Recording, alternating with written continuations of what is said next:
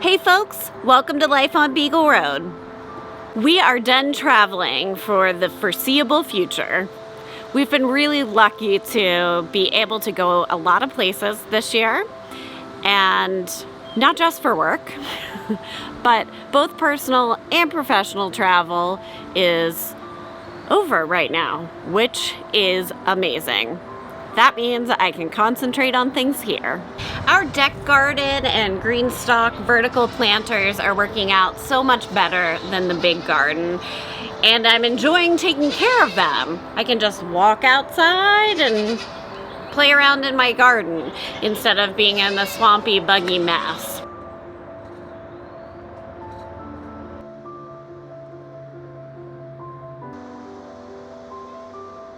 Ideally, the deck would get more morning sun, but it just doesn't. So some things are a little bit slower to grow. We are getting some nice looking beets. We're still getting lettuce and spinach even though it's pretty darn hot. These San Marzano tomato plants are looking amazing. They are loving this.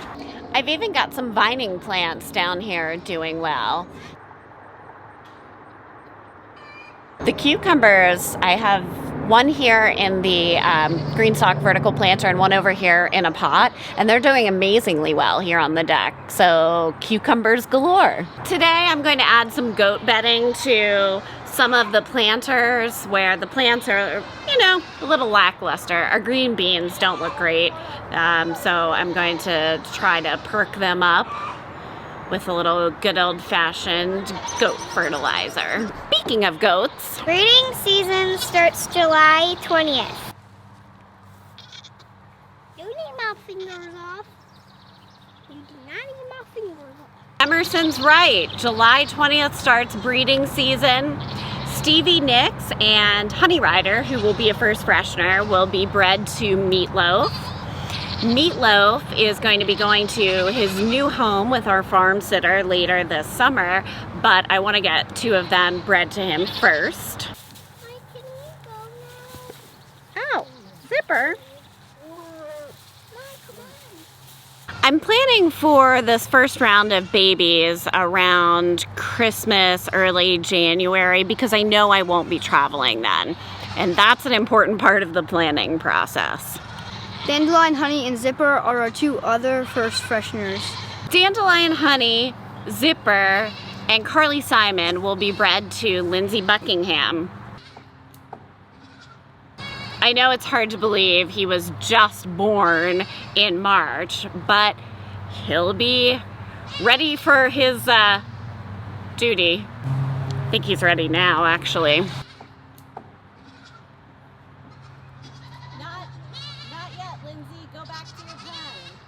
Remember in our last update video when Kenny found his escape route? Well, apparently there's another one.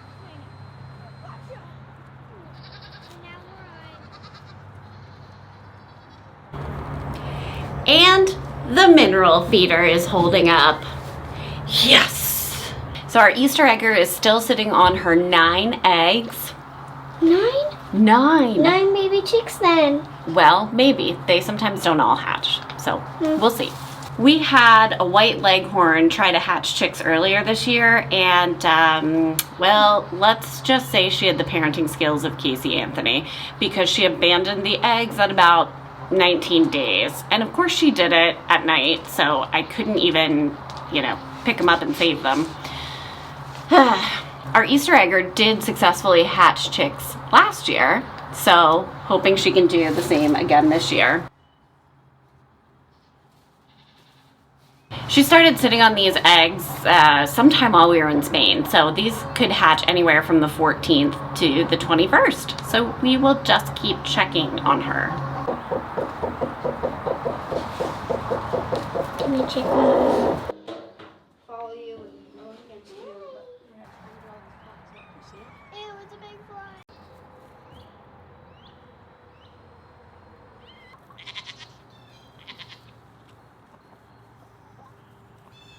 Most of our chickens have stayed in the new fenced-in area, but a few, even with wings clipped in the right spot, still got out.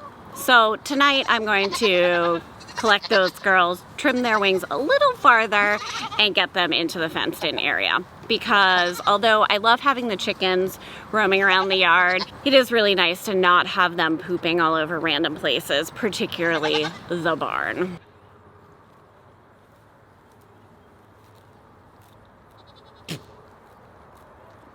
The weeds have gotten a little nutty up here in the chicken area, so I brought the girls up for the day to get things cleaned up for them.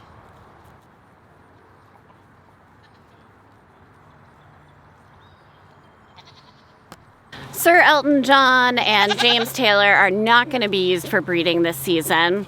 Sir Elton John is actually still looking for his next herd because I'm keeping his son. So if you need a buck, you know where to find a good one.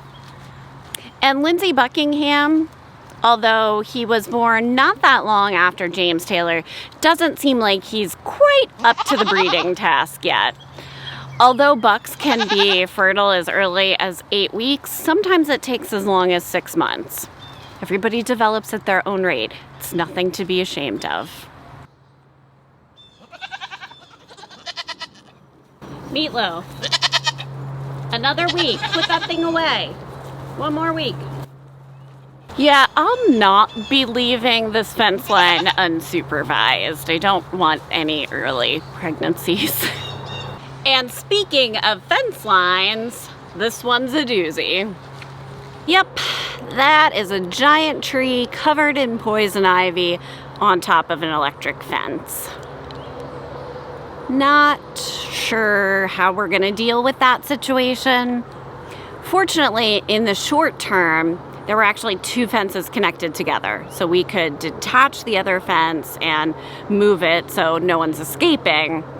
But yeah, that fence is out of commission right now. No way can Kenny touch that because it's covered in poison ivy, and let's face it, I'm not the one here who operates the chainsaw. That's not a video anyone's gonna wanna watch. Don't forget to like, comment, and subscribe to our channel. Thanks for watching. So our Easter egger is still sitting on her They are a little jumpy and I see, you do have pink hands. Come show me.